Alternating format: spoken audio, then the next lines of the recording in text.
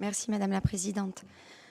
Alors, l'intelligence artificielle s'impose à nous comme l'une des révolutions technologiques les plus marquantes de notre époque.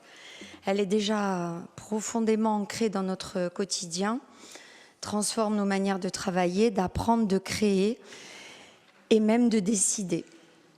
Ces apports sont incontestables, notamment dans le domaine médical. Ça a été précisé, où de nombreuses pathologies peuvent désormais être détectées précocement, permettant une prise en charge plus rapide et plus efficace. Mais comme toute avancée technologique majeure, elle suscite légitimement des interrogations, de la méfiance et parfois des résistances. C'est précisément dans cet esprit que ce rapport nous est présenté aujourd'hui. Il traduit la volonté de la collectivité de Corse de ne pas subir cette révolution numérique, mais de l'encadrer, de la mettre au service de l'action publique, des agents et donc de notre territoire.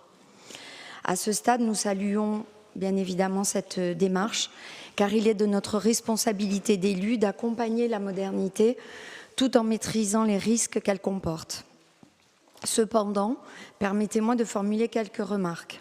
D'une part, un groupe de travail a été mis en place depuis juillet 2024, il y a presque un an et demi. D'autre part, le rapport prévoit une présentation de la stratégie globale fin juin 2026, 2 ans.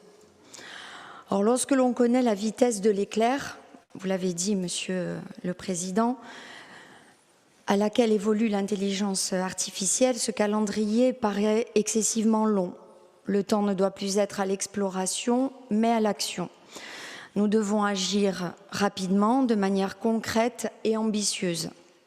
De plus, rien n'est précisé sur les moyens humains, techniques et financiers qui seront mobilisés pour cette démarche. Nous restons bien entendu, comme je l'ai précisé, favorables à cette initiative, car il serait illusoire et même dangereux d'ignorer cette révolution technologique. Mais il ne s'agit pas de choisir entre réflexion humaine et rapidité algorithmique. L'enjeu est de savoir quand et comment utiliser l'une ou l'autre, en veillant toujours à préserver ce qui fait la richesse de l'action publique et politique, la créativité, l'échange et la décision collective. Après expérimentation, vous partez sur 10 recommandations qui ont été retenues, assez générales, comme par exemple élaborer un guide des bonnes pratiques, évaluer tout projet impliquant l'IA, créer un espace dédié, mobiliser un réseau d'ambassadeurs IA au sein même de la CDC, etc. Nous trouvons donc que certaines de ces recommandations se regroupent. La 6e, par exemple, qui est relative à l'hébergement des données pour éviter les relations de dépendance, nous paraît prioritaire. Alors, suite à la démarche exploratoire qui a duré 9 mois, vous avez établi un tableau en page 14 avec le premier axe qui est destiné aux élus et aux décideurs quant à la centralisation des données stratégiques.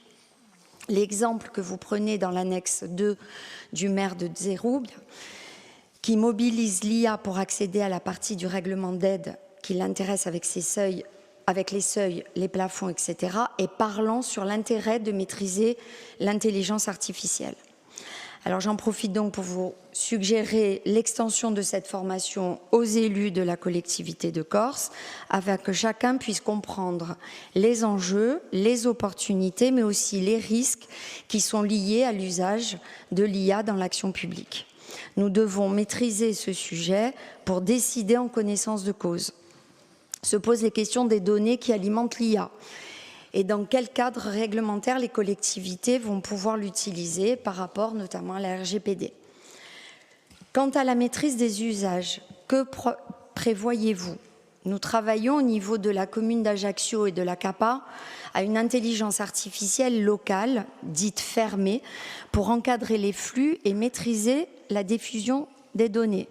C'est peut-être une option qui est transposable à la collectivité de Corse. En conclusion, je vous invite tous à aller voir le film Chien 51 de Cédric Jimenez, dans lequel Paris est placé sous la surveillance d'une IA toute puissante. Aujourd'hui présenté comme de la science-fiction, ce film nous rappelle que l'intelligence artificielle ne doit jamais se substituer à la conscience humaine. Notre devoir d'élu est précisément de veiller à ce que la technologie reste un outil au service de l'humain et non l'inverse. Je vous remercie.